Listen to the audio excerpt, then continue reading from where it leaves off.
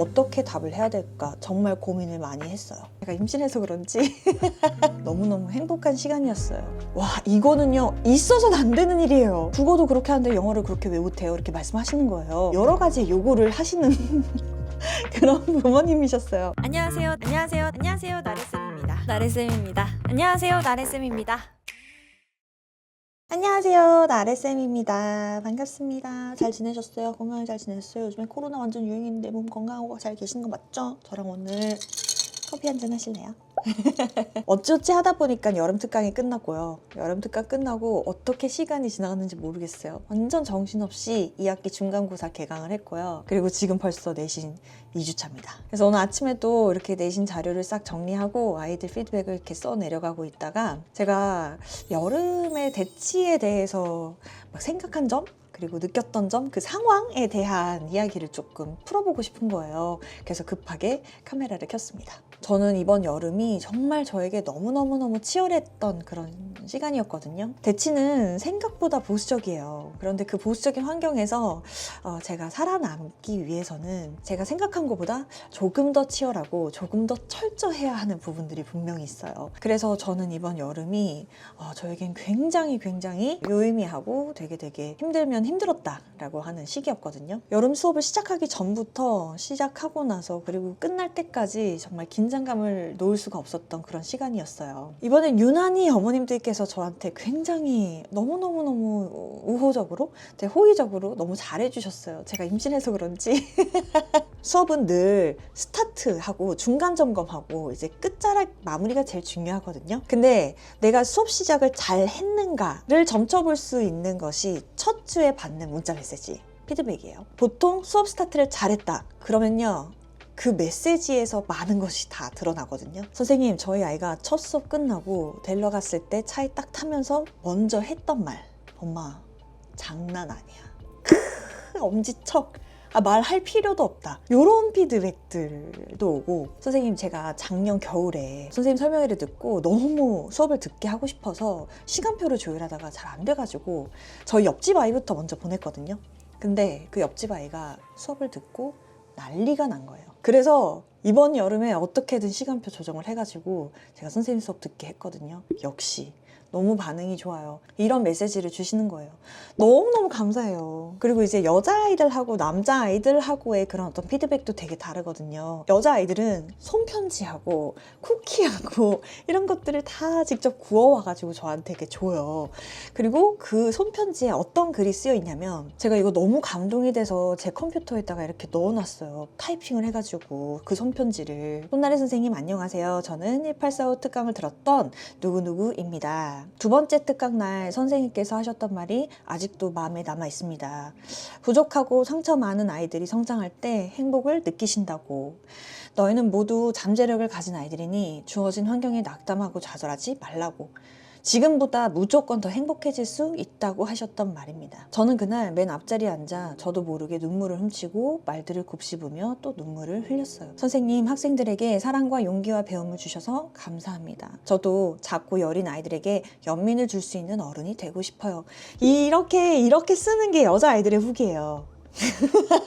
남자아이들 후기를 말씀드릴게요. 남자아이들은 보통 문자로도 후기를 많이 주지만, 제가 이번에 기억났던 아이가 수업이 끝났어요. 종강을 했고 아이들이 다 나갈 때까지 기다려요. 그러다가 저한테 이렇게 저벅저벅 걸어 나와요. 그리고 책가방 깊은 곳에서 손을 이렇게 넣어가지고 꼬깃꼬깃한 쇼핑백을 되게 꺼내요. 선생님 감사했습니다 이러고 가요. 너무 귀엽지 않아요? 그러니까 여학생들, 남학생들 너무 다르고, 어쨌든 제 여름은 어찌저찌 이렇게 지나갔습니다. 너무너무 행복한 시간이었어요. 제가 이번 여름에도 느꼈던 대치의 상황은요, 사실은 지배적으로 너무 잘하는 아이와 너무 못한 아이가 격차 크다라는 것이었어요. 잘하는 애들은 진짜 너무 잘하고 못한 애들은 대치 퀴즈가 맞나 싶을 정도로 못해요. 그리고 그 아이들 얘기를 들어보면요, 또 영유를 나왔대요. 저는 보통 우리 아이 영유를 보내야 돼? 라는 질문을 되게 많이 받거든요. 그래서 제가 여기서 야, 영유 보내봤자 아무 의미 없다 이러면요, 전 또 일반화의 오류를 범하는 거예요. 정말 오늘 너무너무 많이 쓰고 싶은 말인데요.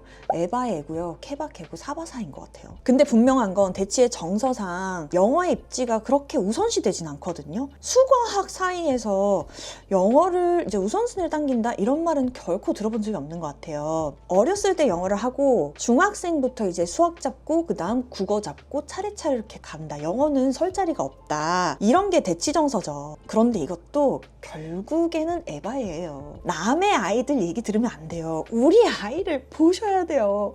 우리 아이가 어떤 상황이고 영어에 대한 어떤 재능과 어떤 능력 갖고 있는지를 보셔야 되거든요. 대체로 어렸을 때 한 영어를 지나치게 믿고 있어요. 그 미천이 엄청나게 비옥하고 엄청나게 풍부하지 않은 이상 사실 한계가 있어요. 입시의 끝자락, 입시의 종착역까지 써먹을 수 있는 미천은 거의 없어요. 그 전에 바닥이 나거든요. 근데 전 또 동시에 어렸을 때 영어를 많이 하지도 않았으면서 영어를 만만하게 보는 정서를 많이 봐요. 왜냐? 옆에 있는 애가 그렇게 하니까. 옆에 있는 애가 주의를 하고 옆에 있는 애가 벌써부터 고3 텍스트를 풀고 옆에 있는 애가 영어를 그렇게 심각하게 공부하지 않으니까 나도 그렇게 해도 되는 줄 아는 거예요. 정말 어떤 한 영역에 재능충이 아닌 이상 입시의 핵심은 뭔가를 꾸준하게 밸런스를 잃지 않는 것.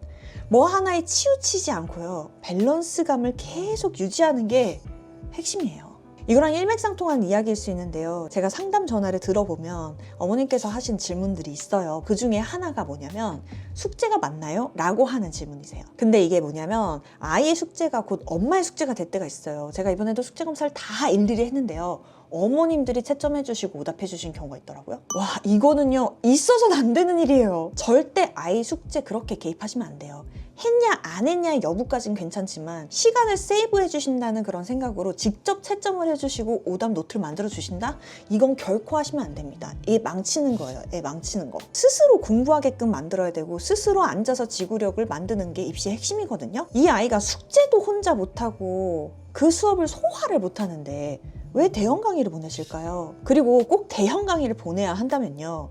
새끼 선생님, 개별 진도, 클리닉 수업 꼭 등록해 주셔야 돼요. 만약에 이런 부수적인 어떤 장치 없이 얘가 혼자 공부할 수 있는 능력이 없는데 대형 강의를 듣는다? 그거 그냥 돈 날리시는 거예요. 확실히 여름은 겨울보다 짧아요. 그래서 무리한 계획을 짜지 않는 게 좋아요. 여름은 예비고일을 제외하고 다음 학년을 대비하는 그런 기간이라기보다는 지난 겨울에서 내가 좀 아쉬웠던 부분이 있을 수 있고 1학기 내신에서 내가 놓쳤던 부분이 있을 수 있죠. 그 부분을 중간 점검하고 재정비하는 기간이에요. 결론적으로는 저는 무리한 계획을 짜지 않는 게 좋다라고 말씀드리지만 어떤 어머님들은 살짝은 무리하면서도 알찬 계획을 짜되 아이가 체력적으로 지치지 않도록 체력전이 이어갈 수 있도록 도와주시는 부모님들이 계셨어요. 저도 그랬고 저는 그게 더 맞다고 생각하거든요. 왜냐하면 무리한 계획을 짜지 않겠다는 전략 하에 수학이면 수학, 과학이면 과학, 뭐 영어면 영어 하나에만 집중하는 그런 리스크를 거세요. 제가 지난주에 어떤 일이 있었냐면 지난주 내신 이제 개강을 하고 첫 리뷰 테스트를 봤어요. 근데 이제 리뷰 테스트에서 점수가 잘 안 나온 거예요, 아이가.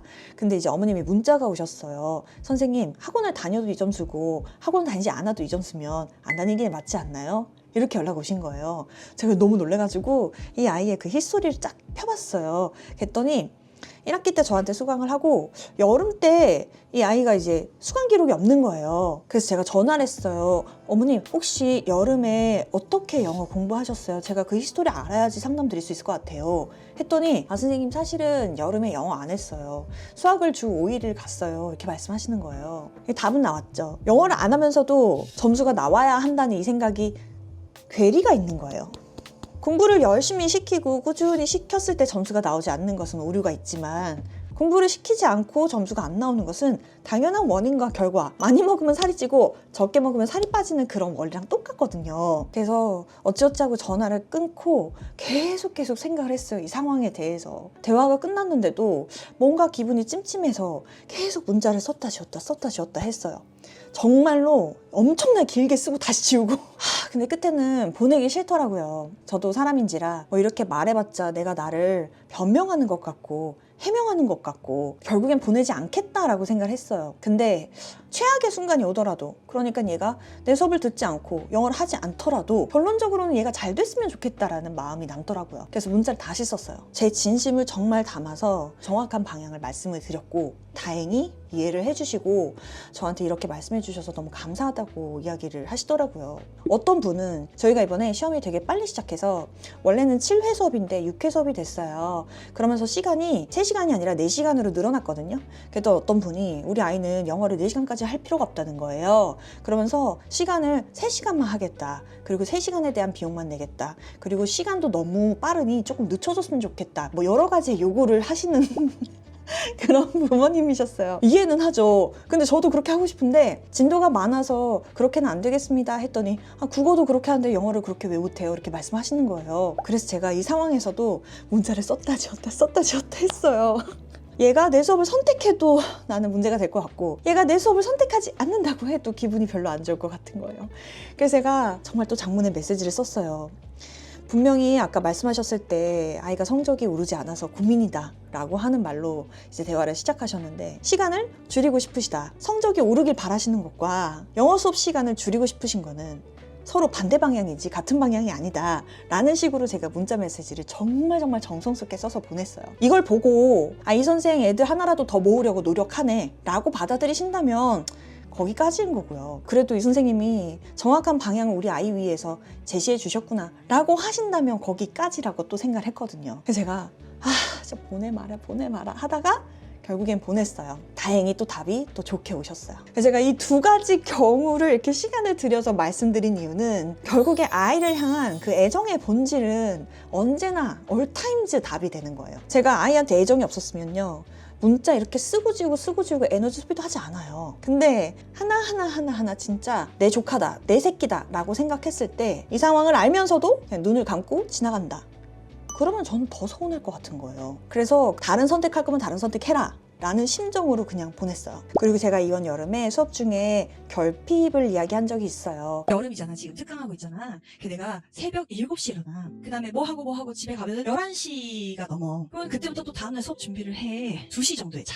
나는 뭘 위해서 이렇게 난 이 여름을 불태우고 있는가 생각을 했어. 내가 고등학교 2학년 때 우리 아빠 돌아가셨어. 그때부터 무슨 생각을 했냐면, 이제 아빠가 돌아가시고 나서부터 내 살 길을 내가 찾아야겠다. 나를 보호해 주신 두 분 중 한 분이 없어졌구나 생각이 드는 거야. 그래서 그 한 분의 자리를 내가 스스로 채우겠다 생각이 든 거야.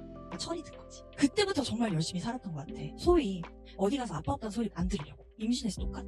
저 선생님 임신해가지고 관리 안 돼. 능력이 없어. 이 소리 들을까봐 이번 여름을 내가 누구보다도 더 열심히 살고 있는 거야. 고등학교 2학년 때도 지금도 너무나 핑계 구실이 많아. 나는 슬퍼도 되는 애였고, 공부 못했어? 그래. 아빠 돌아가셔서 힘들어서 그래. 난 이런 모든 구실을 가진 아이였어. 우울해도 되는 애였어. 근데 결국 내 손해야. 지금도 마찬가지고. 너네 결핍이나 컴플렉스를 정당화하면 살면 안 돼. 나는 환경이 이러니까, 나는 내 모습이 이러니까, 그건 옳지 않아.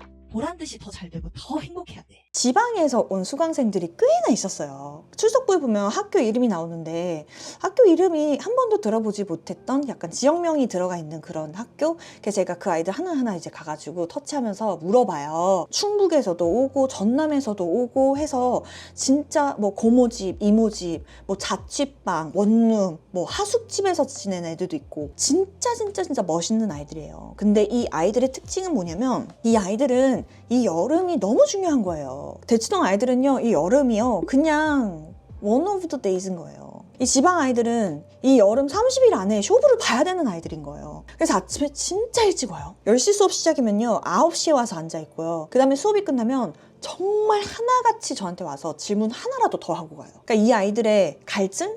결핍? 이런 것들이 정말 이 아이들을 강하게 만들더라고요. 그래서 저는 아이들에게 어느 정도의 결핍을 겪게 하는 건 너무너무 건강한 일 같아요. 그리고 또 여름에 전학을 오는 친구들도 있어요. 그렇게 되면 저의 역할은 전학을 오는 아이가요, 이 대치라는 특수한 환경에 빨리 적응할 수 있도록 돕는 게 제 역할이 되거든요. 그래서 조금 더 살뜰하게 살피기는 해요. 근데 이번에 이런 일이 있었어요. 이 아이가 전학을 와서 너무 잘하고 싶었던 거예요. 저도 이제 처음으로 만난 선생님이고 첫 환경에서 정말 잘하고 싶었던 마음에 수업 시간에 어떤 시험을 봤는데, 그 시험지를 보고 그 옆에 놓인 답안지를 빨리 외웠대요.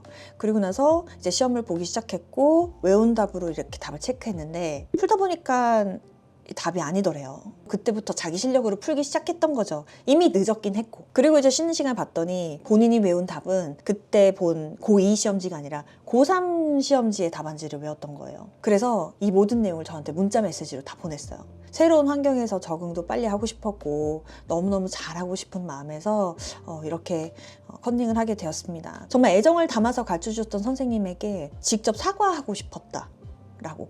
근데 이 문자도 너무 멋있지 않아요? 그냥 눈 감고 지나가고 귀 닫고 지나갔더라면 그냥 아무도 모르고 지나갔을, 그냥 시험 못 봤구나 하고 그냥 묻혀갔을 그런 일인데 저한테 모든 과정과 자신의 모든 심정을 저한테 문자로 보냈던 거예요. 제가 그 문자를 보고요, 어떻게 답을 해야 될까 정말 고민을 많이 했어요. 그리고 제가 어렸을 때 제가 정말 좋은 선생님들 많이 만났는데요, 그 선생님 중에 한 분이 저한테 해주셨던 말, 나래야, 누구나 살면서 그 정도 실수는 하면서 살아. 이 말이 정말 고등학교 2, 3년 입시에 진짜 도움이 많이 됐어요. 정말로 이렇게 바보 같은 실수를 하는 건 나뿐인 줄 알았어요. 근데 그게 아니라 누구나 언제든 실수는 하면서 살아. 그 정도 실수는 괜찮아. 제 마음을 되게 편하게 해주는 그런 말이었어요. 그래서 제가 이 아이한테 그렇게 답장을 했어요. 잘못을 먼저 짚어주고 이런 내용을 저한테 문자로 보내서 고백을 한 용기. 누구나 살면서 그 정도 실수는 하며 산다 라는 말을 답장으로 보내셨어요. 그리고 저는 그 답장이 이 아이의 입시 생활에 큰 도움이 되길 바랄 뿐인 거예요, 지금. 그런 일들이 있었어요. 마지막으로 제가 여름 특강 마지막 날 했었던 그런 이벤트가 하나 있었는데요. 특강이 끝나면 아이들이 몇 명이 되든지 그 피드백을 전부 다 일일이 하나씩 손보거든요. 그 100명이 넘는 모든 아이들의 약점, 강점, 보완해야 하는 점들, 그리고 이 아이의 숙제 퍼포먼스, 뭔가 인격적으로 인성적으로 제가 발견했던 것들 다 피드백에 써서 보내요. 근데 유난히 단어를 정말 열심히 한 아이가 있었어요. 제 영상에서도 보셨을 거예요. 하루에 1000개씩 막 치고 나갔던 중상부 아이가 있었거든요. 근데 제가 마지막 날 이 아이에 대한 피드백을 정리하다가 선물을 보내주고 싶은 거예요. 왜냐하면 정말 제 수업을 너무너무 재밌고 유익하게 들어준 것에 대한 저의 인간적인 감사함, 그래서 뭐라도 하나 보내주고 싶은 거예요. 그럼 보통 제가 아이들한테 뭐 치킨을 보내던지 뭐 햄버거 세트를 보내던지 하거든요. 근데 이번에는 어머님한테 보내고 싶은 거예요. 그 이유가 뭐냐면 제가 이런 이야기를 들은 적이 있어요. 선생님, 저희 가족이 어떤 식당으로 저녁을 먹으러 갔던 적이 있다. 근데 그날 우리 아이가 저녁 전에 영어학원에 가서 시험을 보고 너무 시험을 잘 보고 그리고 칭찬을 엄청 많이 받고 그 다음에 이제 가족 식사 자리에 합류를 한 거래요. 선생님 얘기를 너무 많이 하고 영어가 너무 좋아졌고 공부 더 열심히 잘하고 싶다고 그렇게 얘기하는 모습을 가족들이 다 보면서 동생은 동생대로 이 언니의 모습을 보면서 되게 신기해하고 자기도 그렇게 되고 싶다 얘기를 하고, 엄마 아빠는 또 엄마 아빠대로 너무너무 아이가 기특하고 예뻤다는 거예요. 그래서 저는요, 이 아이한테 그 자리를 선물해주고 싶었어요. 그래서 어머님한테 이렇게 기프티콘을 보내면서, 어머님, 제가 이 아이한테 보내려고 하다가 어머님한테 보낸다. 왜냐하면 가족들이 다 모인 자리에서 간식을 드시면서 칭찬 많이 해주시고 격려를 많이 해주시는 그런 이벤트 자리를 한번 만들어 달라. 그러면 얘가 더 열심히 할 수 있을 것이다. 그래서 제가 좀 띄워달라는 식으로 말씀을 드리면서 기프티콘을 보냈어요. 저는 지금 이 나이가 될 때까지도 제가 이 자리에 있게 한, 저한테 너무너무 도움이 많이 되었던 그런 선생님들을 지금까지도 어디 가서도 얘기를 해요. 이 학창 시절의 이 기억 같은 것들이 되게 오래 가면서 이 아이에게 추억과 더 살아갈 수 있는 힘을 주는 것 같아요. 제가 이런 얘기 저런 얘기 중구난방을 했지만 그래도 저랑 커피 한잔 했다고 생각하시고 중간고사 대비도 힘내셨으면 좋겠습니다. 오늘은 여기까지입니다. 선생님들 코로나 조심하시고 건강하게 잘 지내시다가 우리 다음 주에 만나요. 안녕.